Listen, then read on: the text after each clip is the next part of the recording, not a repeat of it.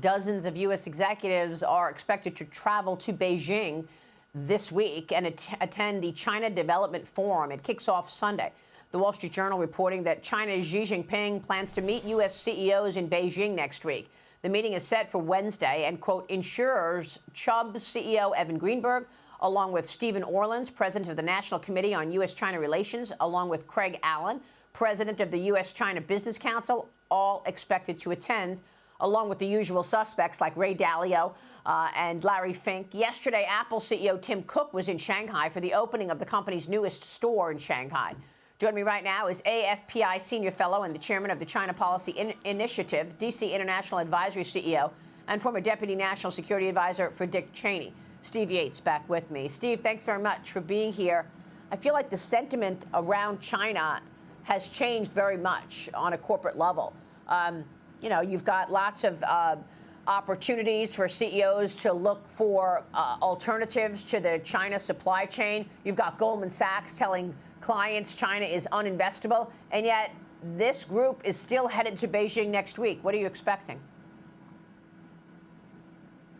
Well, I have very, very low expectations in terms of what I think they should be addressing. I agree with all of the framing that you begin with, but there's at least two major problems with these kinds of gatherings and how these leaders behave. Number one, they're still living in a world where they think they can be one kind of a person in the United States and a different kind of person in China, and that won't affect how people in the United States, including shareholders, will see them. So take, for instance, we have these CEOs that will plant their flag on everything from environmental issues and energy policy to social issues in the United States. But tell me one of these leaders that will get up with Xi Jinping after kissing the emperor's ring and wave an LGBT flag or talk about how China is actually hurting the environment from their point of view and pressure Xi Jinping to have more humane and more prosperity-oriented economic policies instead of putting control in politics first. None of them will speak up or directly about this while they're in China, but they have no shyness about lecturing the United States, where we do better on all of these things on our worst day. It's a great point. And of course, we're getting lectured on fossil fuels and then sending all the business to China while China bulks up on its energy assets. But I mean, look, there are new national security laws that have been dropped in Hong Kong from the CCP. How does that impact American companies? We've already seen, CCP officials go in and raid Bain. These national security laws that they have enable them to go into any business and just raid the place, steal intellectual property. Isn't that right? Do American CEOs understand that? Well, a lot of their executives do. Whether the chiefs understand it or not really comes down to whether they're listening to their lines of communication. There are a large number of corporate representatives who are asking to leave China, preparing for their offices to shift to other areas. Tim Cook is in Shanghai celebrating a big modern city in China, but the nature of corporate life in Shanghai has changed profoundly over the last 10 years. And you're right, this national security law, I think, is the most fundamental policy change. And it basically says that the CCP will have a right to go through all of your books. Basically, you've got to be transparent and you're guilty until proven innocent. But at the same time, they're not complying with transparency and normal accounting principles when they come and bring their interests to our markets and our shores. But this national security law is a chilling effect on Hong Kong, and I think there's a large number of corporate offices that are looking now to move, whereas they thought that was a toehold for major profits and to try to finally reach that billion-person market.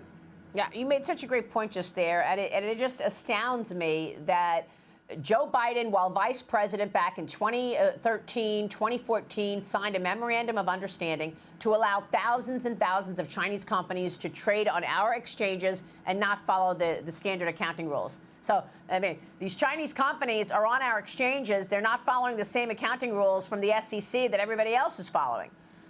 Another way that this Communist Party has gotten inside the gates of America. Now a bipartisan group of senators are pushing to declassify some of the information that U.S. intelligence officials shared with them on the TikTok threat during a closed-door briefing earlier this week, Steve. Axios is reporting one senator said national security officials described how China can harvest user data and weaponize it through propaganda and misinformation. Another lawmaker said that they were told that TikTok is able to spy on the microphone on user devices, track keystrokes, determine what the users are doing on other apps. Senate Commerce Committee Chair Maria Cantwell says she's considering holding a public hearing on the House-passed TikTok bill, Steve. How threatening and damaging is TikTok to Americans? Well, in some ways, it is a gift because its behavior now is much more open, and people have resisted believing this reality for a very long time. And so now, ByteDance is not the only company that controls key inputs in American society and our communications supply chain.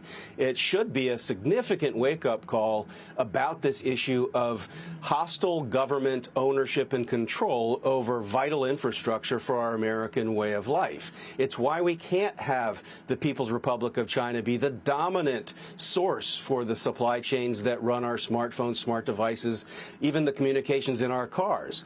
And it's why it should be the simplest vote to at least say we have to have them divest from this kind of foreign control. It's the mirror image of what these American CEOs are doing in China, where they alter all of their behavior to comply with Chinese laws and standards.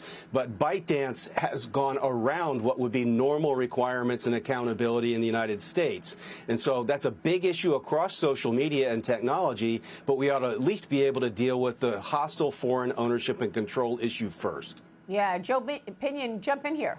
Yes, Steve, I think to that point, President Biden in his State of the Union, he said that he did not want conflict with China. He wanted competition. It seems blind to the fact that the conflict is already here. And even if you look at something as basic as, chips, where China has banned the Micron chips, but we're still taking those Chinese chips and preventing us from actually having the actual rare earth minerals needed here at home. How do we actually align the two to get people to recognize that everything Joe Biden does gives the Chinese Communist Party an advantage to continue to wage war on the U.S. homeland, both from a technological standpoint and also from a philosophical standpoint when you look at TikTok, and pharmaceutical when you look at our southern border and the fentanyl?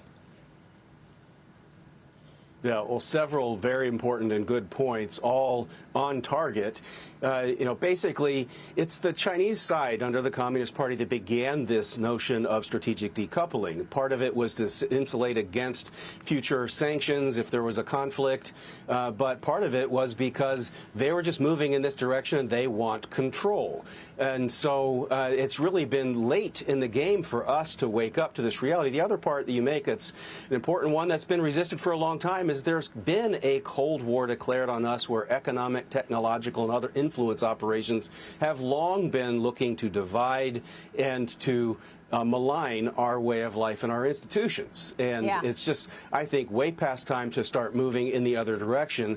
Hopefully, people will find opportunities to save shore, bring things to our own hemisphere, other parts of the world. I was just in Poland, where their auto industry is potentially getting devastated by reliance on EVs that will help Germany and China, but devastate the freer parts of Europe that we're supposed to be trying to help. This is all part of the larger China problem that we have to wake up here and with our allies. By the way, the yuan, the Chinese yuan, is jolting foreign exchange markets this morning. The yuan suffering its worst day in 2 months, and that has an impact across foreign exchange. Steve, real quick, your thoughts on the yuan and whether or not the CCP is not protecting it at this point and putting lots of other currencies in jeopardy. Well, China has long used its currency value as an economic weapon. Many governments would like to try, but they are so embedded in international trade and exchanges that this does have an impact. The pressure on them is significant. I mean, really, fundamentals have changed in a major way internally for them. Their image is really bad under Xi Jinping increasingly, and so I think that's going to have a significant impact. All right, we will leave it there. Steve, good to see you.